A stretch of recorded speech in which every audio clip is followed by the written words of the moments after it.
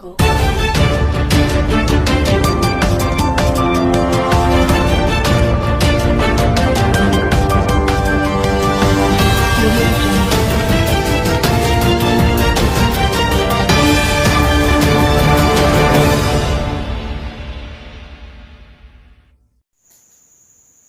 उत्तर प्रदेश जिला बदायूं थाना मूसा झाग गांव फरीदापुर सानी में बाबा साहब डॉक्टर भीमराव अंबेडकर का 134वां जन्मदिन धूमधाम से मनाया गया।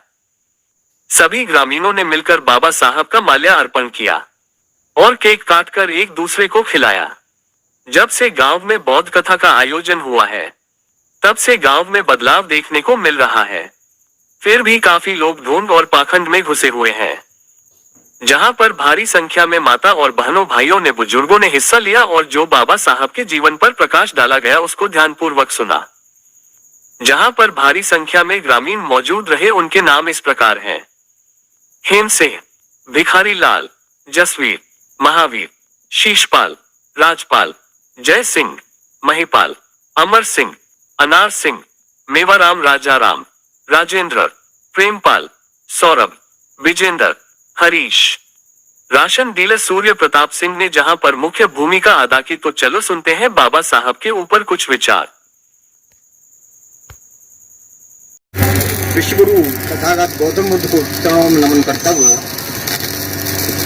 भारत के श्रेष्ठ विद्वान, सर्वोपरि ख्याति पाने वाले, जिन्होंने विश्व में अपना नाम कमाया, भारत के ही नहीं विश्व के भी वो श्रेष्ठ नेता हैं। मैं ऐसे श्रेष्ठ महापुरुषों के योग तथागत महापुरुषों के समान बाबा भीमराव अम्बेडकर के चरणों में नमन करता हूँ।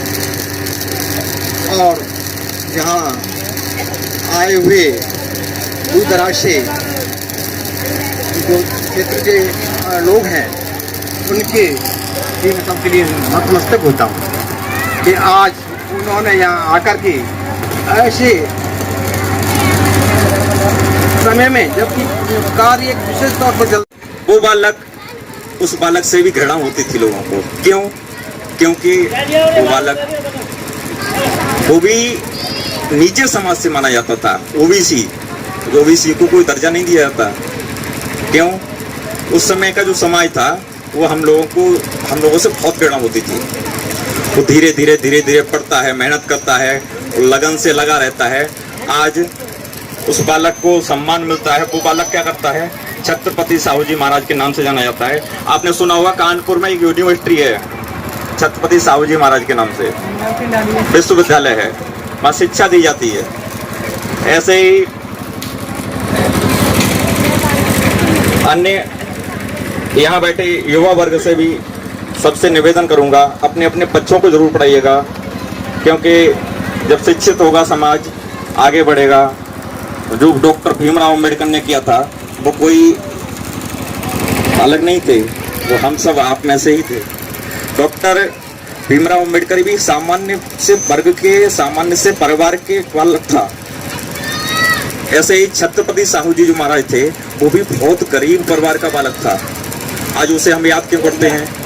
क्योंकि उसने मेहनत की, अपनी समस्याओं को दायरे में रखते हुए वो आगे बढ़ता रहा, मेहनत से लगा रहा, लगन से लगा रहा। और अगर हम भी बढ़ते रहेंगे तो आगे हम भी जाएंगे। क्या हम में से कोई IAS PCS नहीं मिल सकता? क्या म्यासुर की कोई बेटी DM बन के म्यासुर में नहीं आ सकती?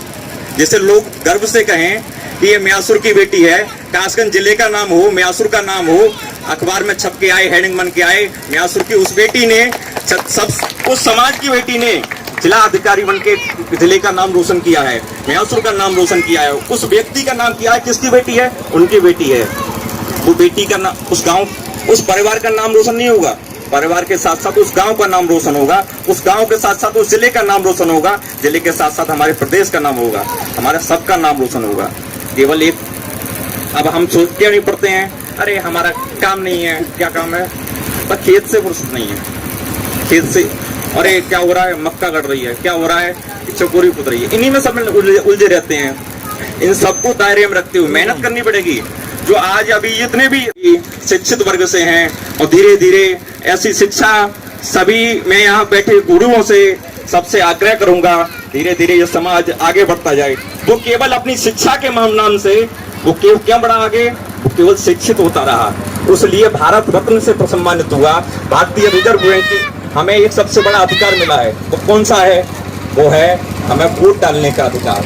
हमें नागरिकता जो मिली है डॉक्टर भीमराव अम्बेडकर ने दी है। ऐसा बालक और आप सभी बैठे हैं या शिक्षक बैठे हैं, सभी से आग्रह करते हुए कि कोई भी भेदभाव नहीं होना चाहिए और आप सभी भी मेहनत से पढ़िएगा।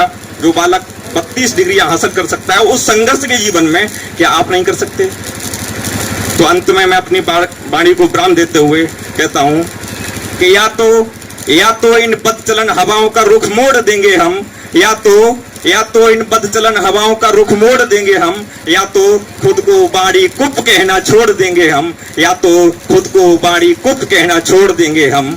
और जिस दिन भी हिचकिचाएंगे सच्चाई को लिखने से, कागज को फाड़ देंगे कलम को तोड़ देंगे हम, कागज को फाड़ देंगे कलम को तोड़ देंगे हम। जय हिंद, जय भारत।